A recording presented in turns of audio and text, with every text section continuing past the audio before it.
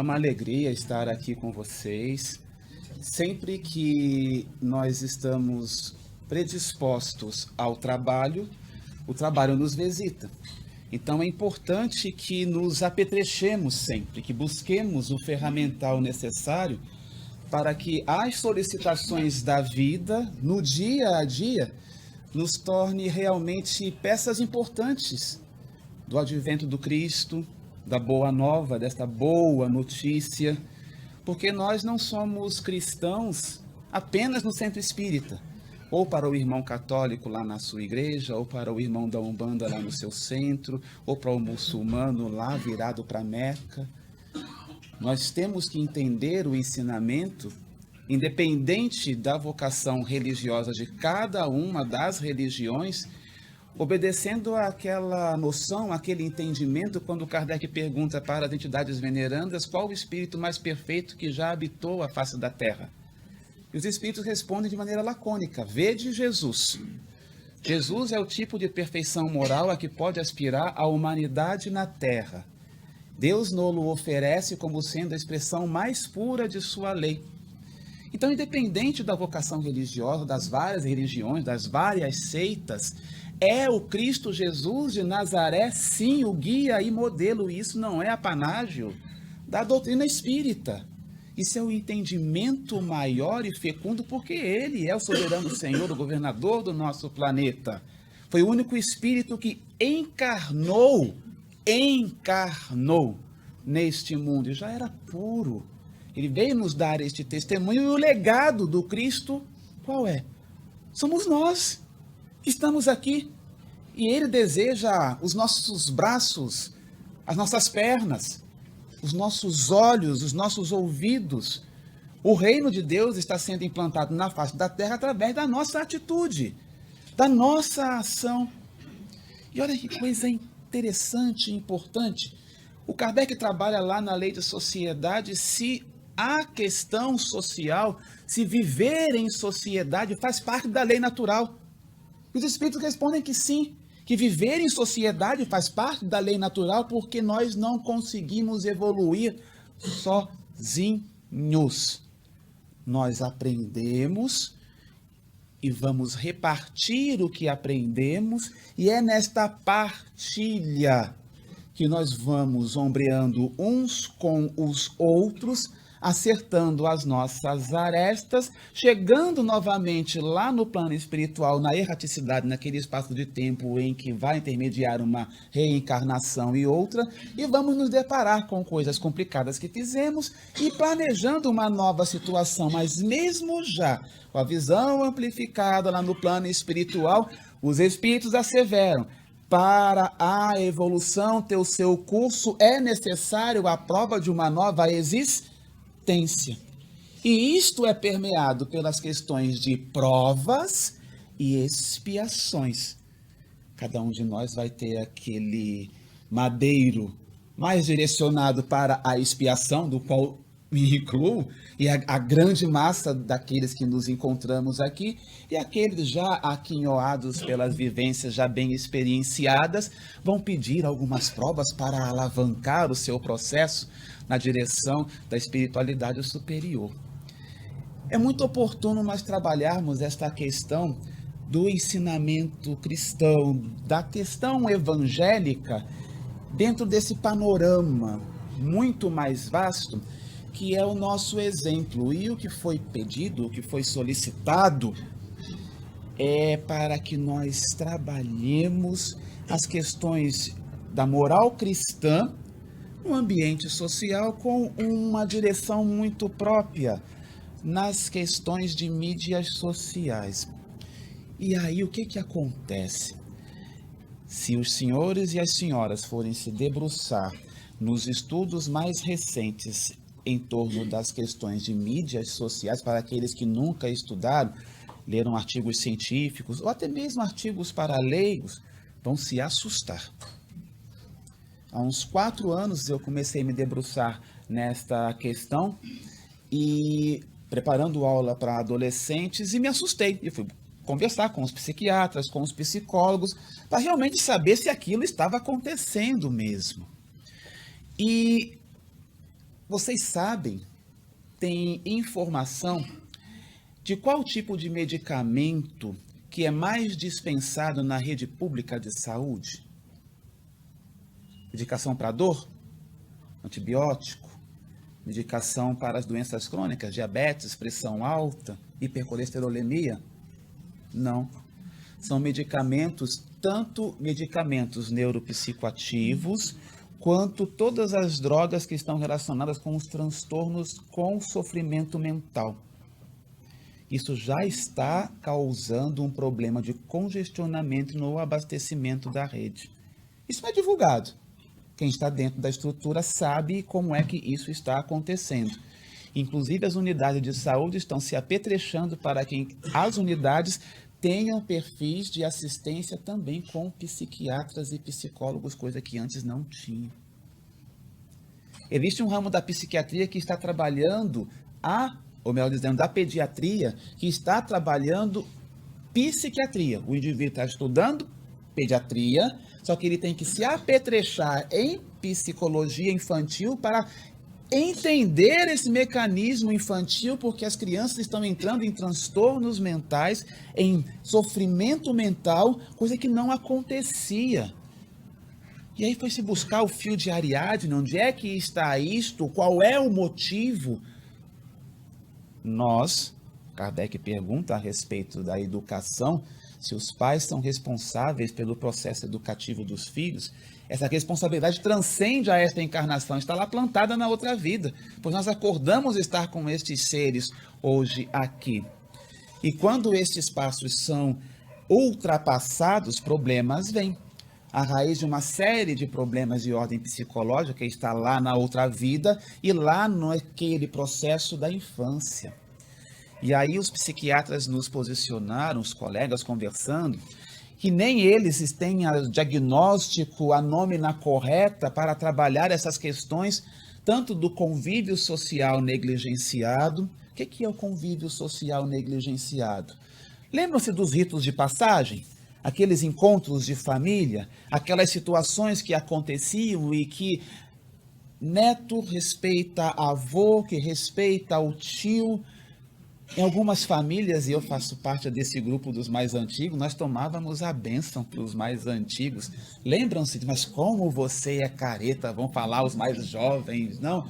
E aqueles iam, beijavam na mão, mas que coisa, né? Estamos pregando essa tradição antiquada de outras épocas. Pois é, os psiquiatras estão chegando a uma conclusão muito interessante, que a falta de segmento no comportamento, na linearidade daquilo que é transmitido às crianças, está causando um vazio existencial nessas crianças, porque elas estão perdendo a referência.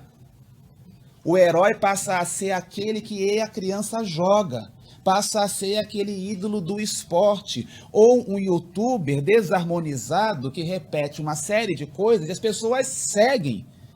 E a criança começa a aprender isso porque isso faz parte da geração Gen D, que é a geração digital, que já nasceu com um mouse. Que mouse? Com o touch na mão. Teve um dia no consultório, vocês vão rir, o bebezinho tinha 9 meses.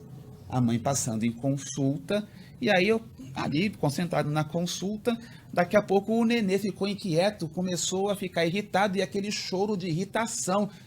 Ele não estava acertando mais passar o videozinho que ele queria. 9 meses. Travou o celular e ele ficou irritado. Teve uma hora que ele pegou, era um menininho, ele pegou o telefone assim, parecia que ele queria jogar o telefone, mas ele sabia que se ele jogasse o telefone para longe, ele não conseguiria mais ficar brincando. Ele ficou numa irritação, a gente teve que parar o procedimento para a mãe acalmar o garoto, dar o peito para o menino, aí substitui o celular pelo peito, já está ensinando errado, porque na contrariedade da comida, aí vai virar um glutão quando crescer.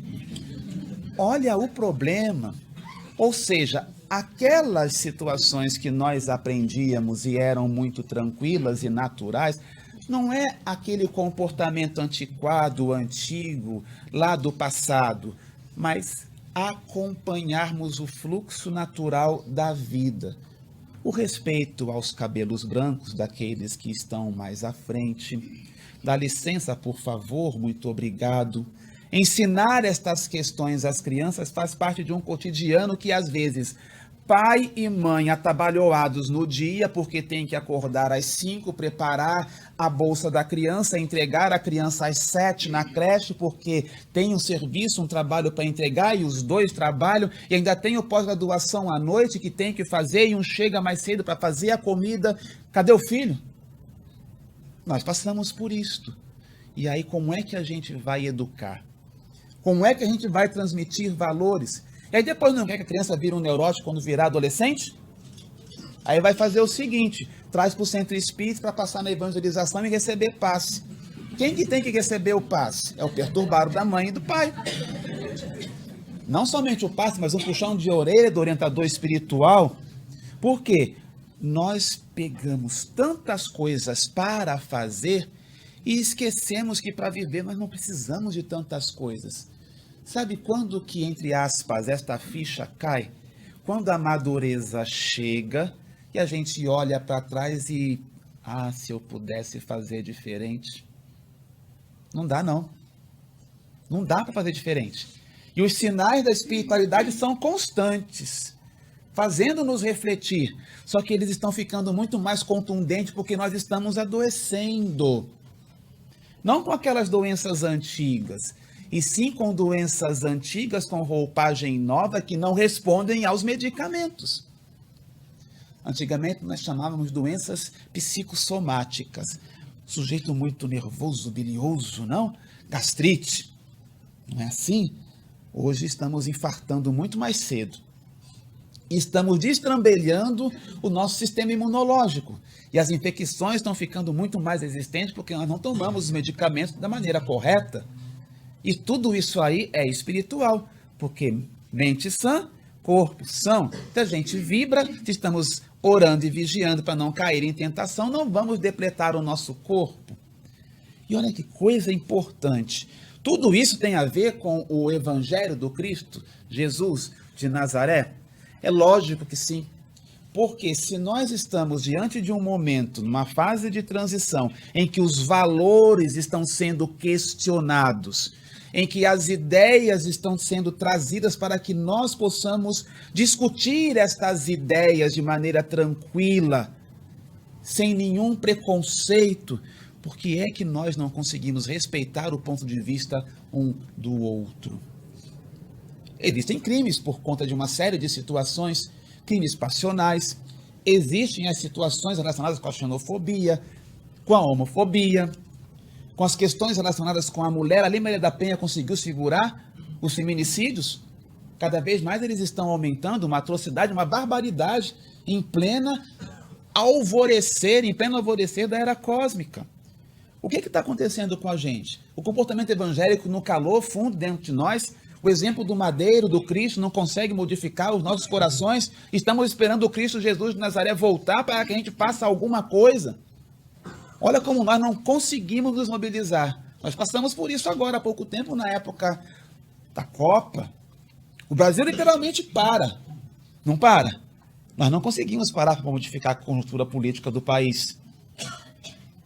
Mas o país para assistir aos jogos. Mas é uma crítica aos jogos? É uma crítica ao comportamento que nós nos colocamos. Porque temos o direito ao lazer, sim. Mas nós temos a obrigação de modificar e nos mobilizar para modificar a conjuntura e o status quo do país. Cadê o Brasil, coração do mundo, Parque do Evangelho?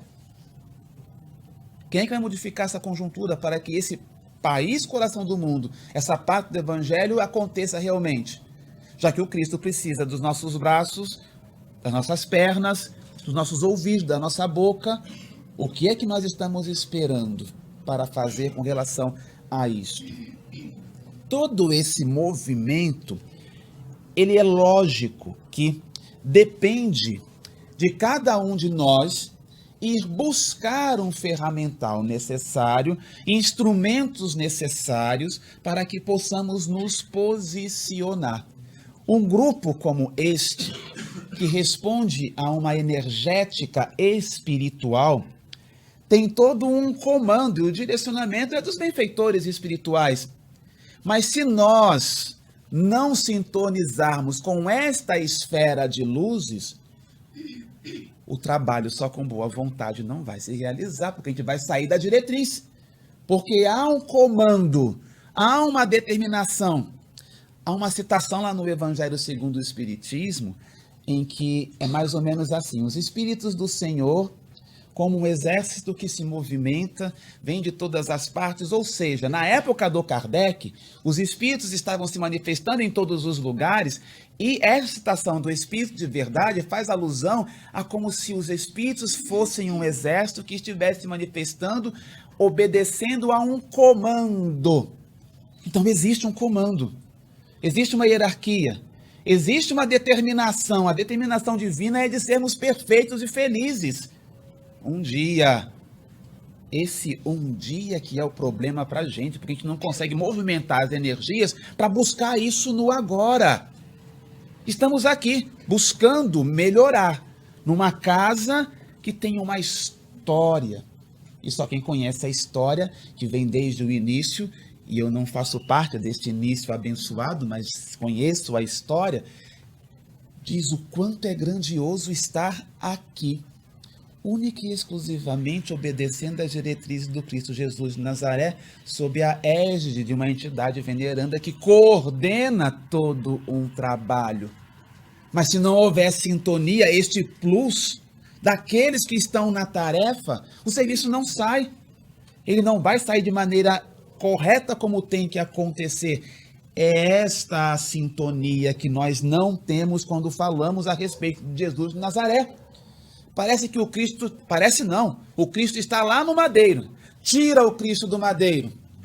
Traz o Cristo vivo aí para a sua vida, para que ele esteja otimizando as suas atitudes. Sabe aquela situação de fazer ao outro aquilo que gostaríamos que o outro nos fizesse? Isso não é conselho de religião. Isso é para a vida, isso é ético, isso é moral. Porque se nós fizermos isso, seremos melhores filhos, melhores esposos, melhores profissionais, melhores espíritas. O melhor bem que nós podemos fazer para a doutrina espírita é a sua divulgação. Há tanto espírita que não conhece a doutrina e quando vai abrir a boca para falar só faz atrocidade. Porque ser espírita é estar no mundo e exemplificando esta mensagem. Só que isso pode criar algumas situações, porque tem que seguir o Cristo. Seja o seu falar sim, sim, não, não. Não tem em cima do muro para Jesus de Nazaré. Ou seguimos a Deus, ou seguimos a matéria. Não tem meio termo. Ah, mas não dá para a gente seguir a Deus numa Ferrari? Ah, dá para o jeito, que a Ferrari segue a Deus no Fusquinha. A gente precisa das coisas para edificar tudo, precisamos das divisas, não é assim? Na verdade, é o equilíbrio destas coisas que faz nos perceber o que devemos executar de maneira tranquila. Tudo isso vem fazer o quê? O tradicional, as questões da modernidade e onde estamos inseridos nisso. Quando surgiu, eu estou guinando a fala para as questões de mídia social, trouxe essa questão, essa ideia da tradição, de estarmos em família, de vivenciarmos essas questões em família, de valorizarmos estas primeiras experiências em tenra idade para que estes laços estejam muito fortes, porque o mundo vai chamar e vai apresentar coisas muito saborosas para as crianças e os adolescentes. Quantos de nós não os empapuçamos lá na puberdade, na adolescência, com aquilo que a modernidade da nossa época nos oferecia? Lembram-se do Walkman? Perguntem para os pais de vocês como é que era uma obsessão aquele negócio no ouvido na hora de estudar. Lembram-se lá dos gênios, daquele brinquedinho, o colega ali atrás está fazendo assim, não é? Eu tive uma pessoa amiga que quebrou um daquele na cabeça do filho, porque o menino não conseguia sair e não chega nem de longe. Junto desses consoles hoje de videogame, era um brinquedinho, não é? Ou seja, aquilo que lá atrás, naquele momento de tecnologia, causava espanto, 10 vezes mais causa espanto hoje, desde 1969, quando foi passado o primeiro e-mail entre duas universidades lá nos Estados Unidos, a rede a interconexão da rede de computadores, ela aconteceu por uma necessidade do Departamento de Defesa norte-americano, junto das universidades que tinham a necessidade de transmigrar informações de maneira codificada de um lugar para o outro. E o Departamento de Defesa não podia deixar essas informações chegarem para o público leigo, o público geral. Foi desta forma que o primeiro e-mail, a questão internet, apareceu. Isso foi em 1969. Lembram-se daquela época que a gente tinha que discar lá e entrava de noite, ficar mais barato, fazia aquele barulho? Estão rindo? Lembram-se do meu telefone celular? Era um tijolão desse tamanho. A gente colocava aquilo na cintura e ia pro shopping, ficava bonito, né? Dava um orgulho andar com aquilo. Anda com um negócio desse, olha que jurásico, não? Lembram-se da pochete? Hoje, o BIP tá voltando. A pochete, os mais jovens e descolados chamam de fashion, né? Essa pochete sua tá muito chique. Não, eu quero aquela mesmo assim, para ficar na cintura, com o telefone aqui. Hoje aquilo é um computador portátil. Cabe na mão. E nós nos conectamos com o mundo inteiro. Data de mais ou menos a internet de 69. Um dos primeiros artigos que eu busquei para ler, para verificar problemas no que diz respeito ao comportamento das pessoas que não estão evangelizadas na lide normal, percebam, se o sujeito não está evangelizado no trato com as pessoas, ali na família, como é que ela vai migrar isso aí para o restante do convívio? A pessoa não aprendeu a fazer aquilo em casa. Isso tem que ser ensinado, tem que ser apresentado. A criança tem que entender que existe Jesus de Nazaré.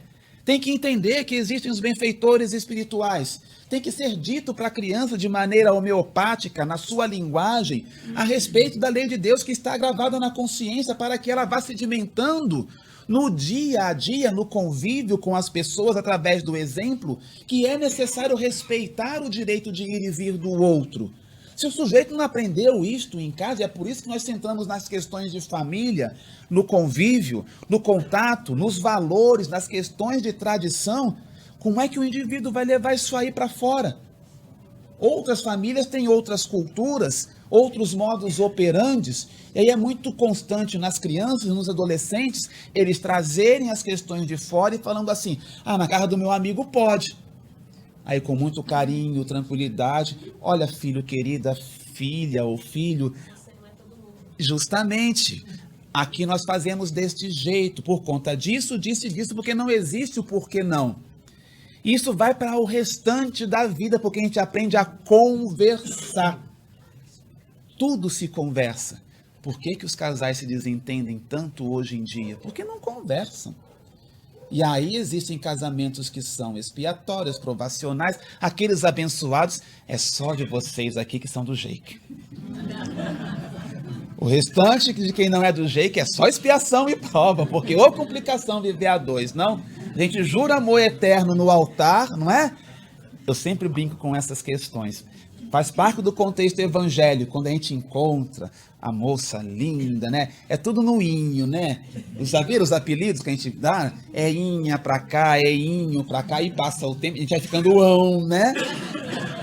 A moça vira uma memeia e o menino vira um sapo, porque a gente começa a ver os defeitos um do outro. E aí o amor só vai perdurar se ele tolerar os defeitos. Porque conviver a dois é pegar os defeitos dos dois, botar numa panela e fazer os defeitos do casal. E aí quando vem os filhos, vem os defeitos dos filhos, a gente tem que fazer uma panela de defeitos. E tem que tomar essa sopa todo dia. Are! Que coisa! A gente esquece disso. Como é que o indivíduo vai transitar num ambiente social cristão, que ele precisa ser e testificar a palavra do Cristo, se ele não aprendeu? Mais complicado ainda é quando ele vai para o ambiente virtual, porque ali é impessoal.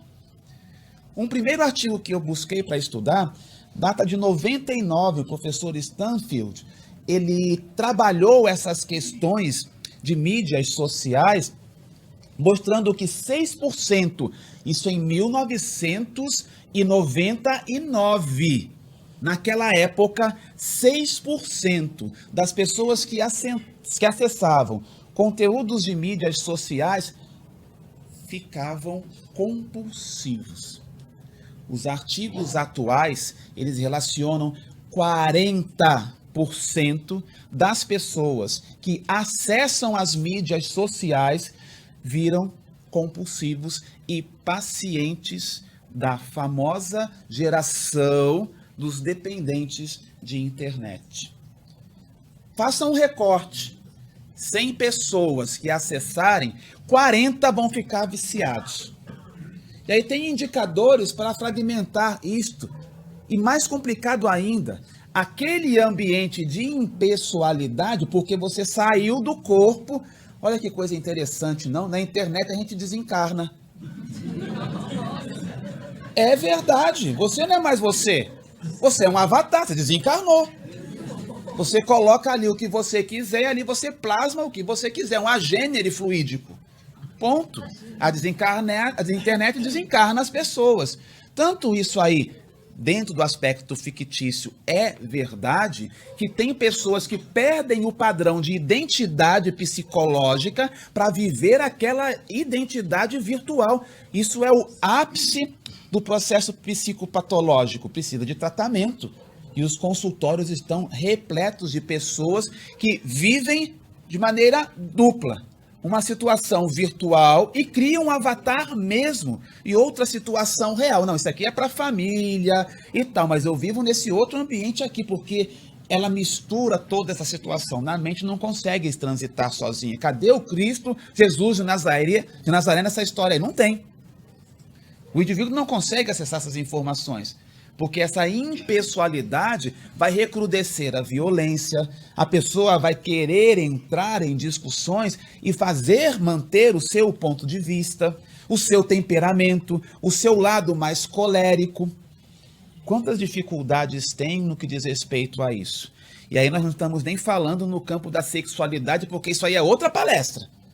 Nós estamos falando no comportamento da pessoa que está ali naquele ambiente e que não consegue se relacionar, porque ela não está educada no ambiente social tradicional.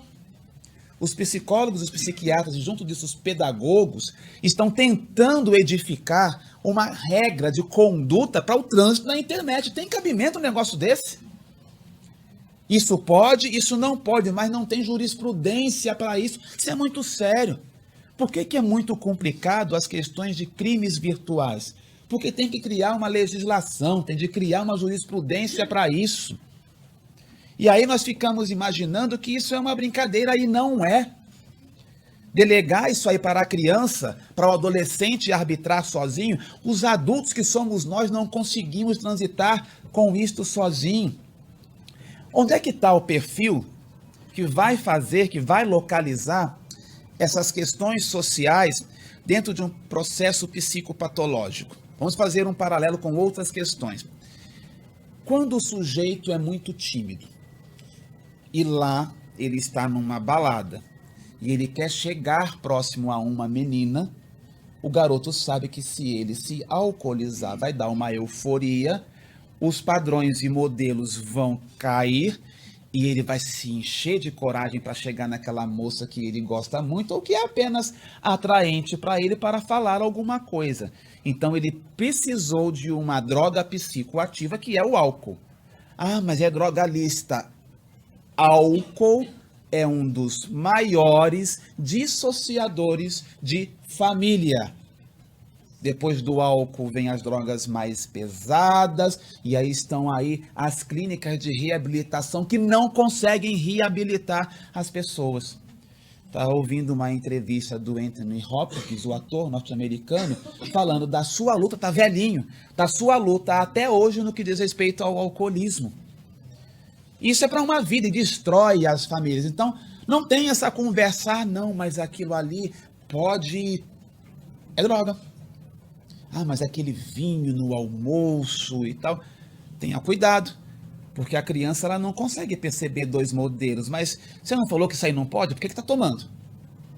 É uma dicotomia. A gente tem que parar para pensar nessas questões, porque essa geração ela veio questionando uma série de coisas que nós fazíamos e que hoje a gente tem que repensar para fazer. Não tem mais coação, existe a conversa, a discussão, certo?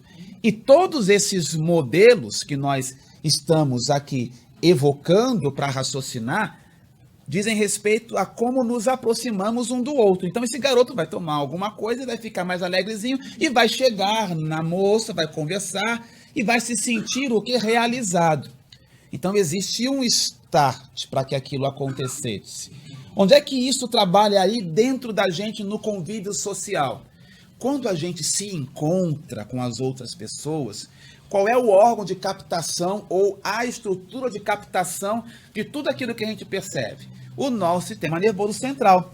A gente percebe pelo contato, então a gente abraça, a gente sente o cheiro, não é aquele bolo gostoso, sentimos aquele cheiro, a gente começa a salivar, porque os nossos 5 sentidos ordinários vão perceber isso, ok?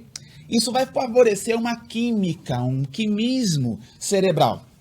Essa química cerebral, quando ela está muito bem organizada, muito bem tranquila, no ir e vir das nossas emoções e sensações, o indivíduo está bem.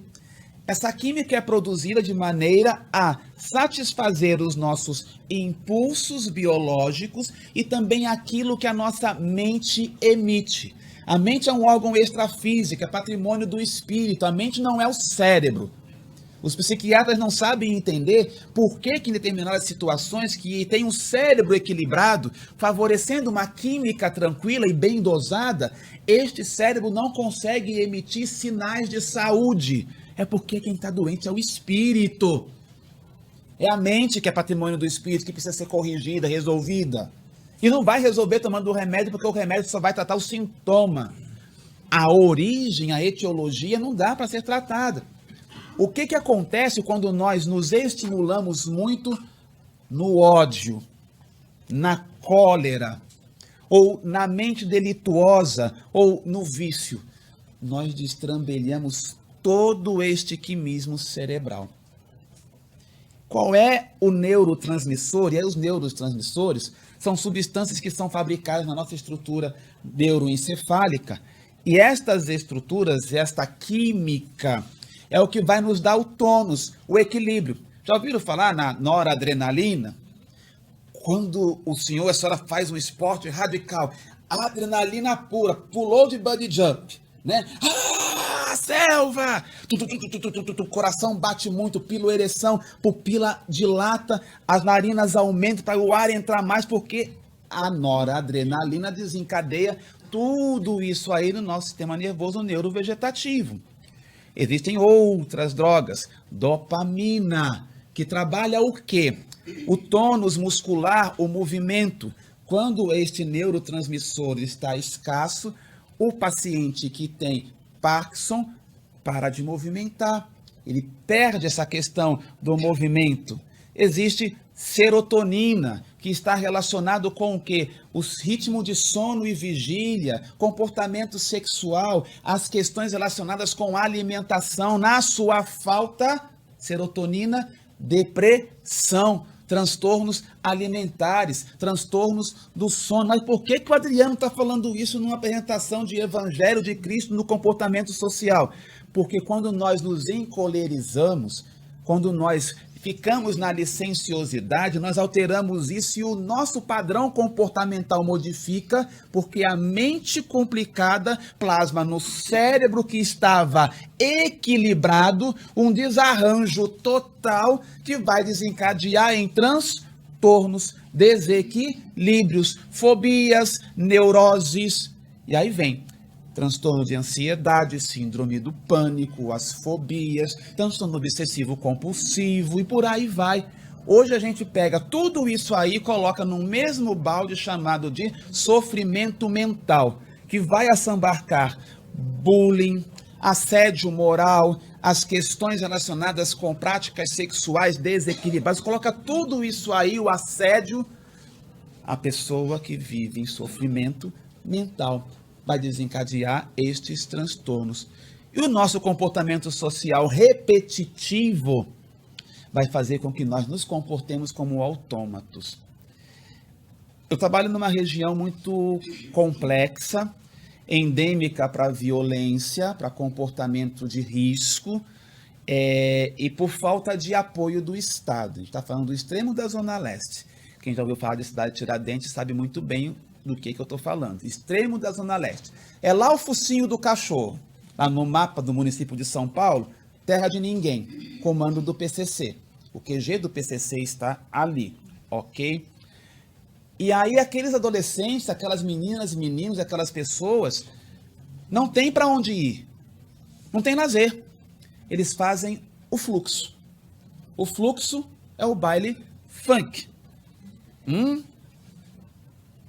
O indivíduo vai para aquilo ali, e uma vez a gente foi fazer um trabalho de campo, esse que vos fala se mete em cada coisa, porque nós temos que fazer divulgação, estava uma incidência muito grande de doença sexualmente transmissível, gravidez precoce, uma coisa muito complicada, e aí teve uma orientação que a gente tinha aqui, orientação de serviço. Eu tive que ir, vamos lá para resolver, para divulgar e tal. Eles vão automatizados ao som daquela música. Gente, aquela música não é de Deus, né? Parece uma coisa tribal e eles vão ali e parece um transe, uma coisa coletiva, não é? É um quadro obsessivo coletivo, não tem outra explicação para a gente que estuda a doutrina, não é? E aquelas meninas e aqueles meninos e outras pessoas mais adultas entram naquela situação e vão, né? E aí a gente fica olhando de fora, Jesus Cristo, como entrar num ambiente deste sem se contaminar? A gente vai colocar escafandro, né? Lembra do indivíduo que vai lá no oceano para fazer a prospecção de petróleo, vai colocar escafandro, mas a gente vai se sujar. Só que as pessoas buscam isso de maneira espontânea, porque o seu psiquismo está automatizado naquilo. Então vai estimular o seu cérebro a ter aquele comportamento social sem Jesus, porque não aprendeu outra coisa. Não dá para apresentar uma outra música, não dá para apresentar um outro comportamento, não dá para apresentar o Evangelho do Cristo para quem não tem uma base, um substrato para entender aquilo ali, porque ele só aprendeu uma outra regra, a violência. E aí? Como é que a gente vai trazer esse indivíduo para cá? Quando a gente pega pessoas que estão acostumadas a gastar de maneira compulsiva, isso é muito sério. O indivíduo não tem alegria nem prazer se não estiver comprando. Já experimentou fazer aquela viagem para aquele lugar bonito e não trazer nada para ninguém? Faça essa experiência, é tão bom. Eu tenho mais facilidade para isso, minha esposa não. Dá um problema muito sério. Tem que trazer um badulazinho para cada um. Aí o que a gente faz com o badular? Jogar? A senhora é educada, falar que colocar na gaveta, um espírito de luz. Aquilo fica ali, daqui a pouco vai pro lixo. Não é? Sejamos honestos. Mas as pessoas se comprazem em trazer, porque aquilo é importante, porque a gente precisa comprar. E não há necessidade. Tragam as experiências. Hoje está na moda a selfie. Aí o indivíduo, ele não percebe que está no despenhadeiro, mas é tão bonito, né? Aí ele vai e morre, desencarna. Chega no além com a selfie. No plano espiritual, vai apresentar para o obsessor, né? Ah, você veio agora instrumentado, né, meu irmão? Tem umas situações que são assim, bizarras, mas da manifestação do padrão comportamental não evangelizado. As pessoas têm o hábito de falar que o evangelho do Cristo é comportamento só de religião e não é. Quando nós buscamos estas questões que são técnicas, o mesmo padrão de alteração lá dos neurotransmissores que a gente vê nas questões de dependência com cocaína, com o álcool, com as drogas mais pesadas, heroína, LSD, as bolas, maconha, nós não ficamos viciados na droga, nós ficamos viciados na descarga do neurotransmissor que é exacerbado dentro da nossa circulação. que é ocasionado pela droga. Então, cada vez mais a droga passa a ter uma necessidade do nosso corpo. Com a internet é o mesmo princípio. Quando nós estamos na rede, e eu já fiz essa experiência, vou entrar de corpo aberto. Eu fiquei 3 horas, a impressão que eu tinha ali 1 minuto, 2, 3. Nós perdemos a noção do tempo e espaço. Aí você entra num grupo, numa sala, vai conversar, conhece pessoas do mundo todo. Isso dá uma onipotência, não é a síndrome de Deus, em que você pode fazer o que você quiser e aí você pode fazer várias coisas. Se o indivíduo não está evangelizado, como é que ele vai respeitar o outro? Então é importante nós buscarmos o entendimento disso para que a nossa vida, o nosso ir e vir, seja realmente um hino de louvor ao Criador, porque estudar essas coisas é para nos apetrecharmos e, no trânsito do dia a dia, lendo, conversando, buscando as outras pessoas, nós tenhamos condições de exercer de maneira plena essa mensagem evangélica. Não somente no centro espírita, mas em todos os lugares por onde a gente passe. Tendo referência com os nossos filhos, tendo referência com as pessoas que estão ao nosso lado, sendo bons líderes servidores. O Cristo é tão bom que ele vende livro até para executivo e ninguém dá os royalties para a espiritualidade. Não tem lá aquele livro que fala a respeito de liderança? Está falando de Jesus. Eles ensinam como ser um líder servidor e fazem alusão a isso. Então pega o modelo original e vai seguir. Ou seja, o Kardec é a bússola, o farol é o Cristo. E nós somos esses viajores que estamos seguindo esses passos luminosos desses outros que vieram à nossa frente para que nós não nos perdêssemos. E o que é que nós estamos esperando, hein? Todas as vezes que nós trabalhamos, e aí a equipe espiritual que faz parte e que trabalha aqui conosco, e eu me insiro porque a gente sente a presença e a vibração desses amigos espirituais nesta casa, é só quem vem ao GEIC que sente isso e sabe isso. É uma mensagem de força, é uma mensagem de alegria, é uma mensagem de atitude, porque com força, alegria e atitude a gente modifica. Quantos de vocês não chegaram aqui alquebrados? Continuam com alguma coisinha, mas estão de pé, enfrentando as situações com o Cristo aqui, mas arregaçando as suas mangas e fazendo o negócio acontecer, porque os problemas não vão desaparecer. É a nossa forma de encará-los que vai se modificar. É esse que é o legado do Cristo. É esse que é o legado das pessoas que buscam o centro espírita para testemunhar a palavra do Cristo. E no ambiente social nós temos a obrigação, espíritas, amai-vos, não é esse? E instruí-vos. Está esperando o quê? O centro espírita precisa da gente. Lá na sociedade, fazendo o melhor que nós pudermos fazer. E aí no momento em que estivermos aqui, devolvendo para o Cristo, a gente vai conseguir abraçar o irmão que chega mais alquebrado, com mais dificuldade. Olha, eu estou contigo porque eu também cheguei aqui assim, aqui é o nosso porto seguro. Com força, com coragem, alegria, a gente vai conseguir superar tudo isso. Esse é o comportamento evangélico. É a atitude que a gente tem que ter para não nos viciarmos, para entrarmos em qualquer ambiente, seja no social tradicional, na nossa casa, no serviço, ou na nuvem, ou na internet, nós vamos ser aquele indivíduo. E olha que bênção é esta ferramenta. No momento em que, quantos estão nesse salão aqui? X, através da mídia, 100 vezes X podem observar as informações. Então, uma ferramenta valiosa que tem que ser bem utilizada. Então, nós temos que nos apetrechar para isso.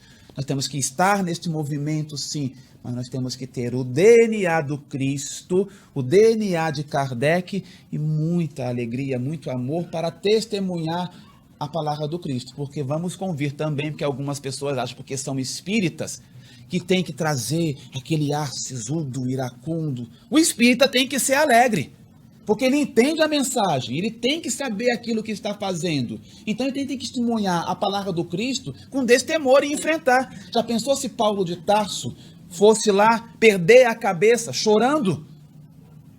Ele encontrou com o Cristo e mudou toda a conjuntura da história do cristianismo nascente, porque entendeu, porque a palavra do Cristo ressoava em Paulo. Ah, mas eu não sou Paulo. O senhor e a senhora vai falar. O senhor é João, Maria, André, Terezinha. É o melhor cristão que o Cristo pode ter na sua existência para trabalhar. É o senhor e a senhora. Então seja esse melhor cristão no ambiente social. Busque o Kardec. Busque o Kardec. Busque o Cristo Jesus de Nazaré. Mas busque também o Senhor, a sua essência. Porque ele veio. Ele disse que era hora de seguir o Cristo. Ele não indicou um caminho tortuoso. Ele só mostrou as pedras do caminho para que nós não nos machucássemos. E quando ele viu que o medo assolava os nossos corações, nos fez olhar o sol por detrás dos montes e disse: confiem e vão. É por isso que nós viemos, reencarnamos, porque ninguém resiste ao chamado de Jesus. Nós voltamos a esta terra-mãe que nos abriga e por seu amor, por amor ao Cristo, nós haveremos de aprender a amar também. E ao final da luta, lá na existência, no finalzinho, quando desencarnarmos, eles haverão de estar nos esperando. E erguerão a voz ao Pai no hino e então dirão: eis aqui os meus irmãos. E o Cristo dirá: eis aqui os teus filhos, Pai. Enfim, em paz.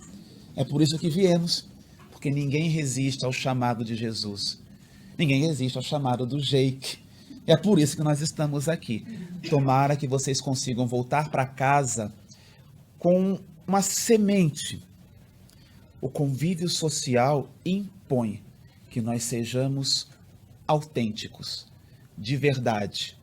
É a deixa para transitar em qualquer lugar, inclusive no ambiente virtual. Se nós formos autênticos, nós conseguimos transitar. E muito cuidado para não sermos pegos por aquilo que é bem sutil. Sabe aquela questão da obsessão? Pois é, tem uma modalidade girando aí que é justamente as pessoas se fixarem as coisas. É uma obsessão. A coisa está ali. Quem é o obsidiado? É o indivíduo. Então, muito cuidado, espíritos. Que o Cristo Jesus nos abençoe, ampare e inspire.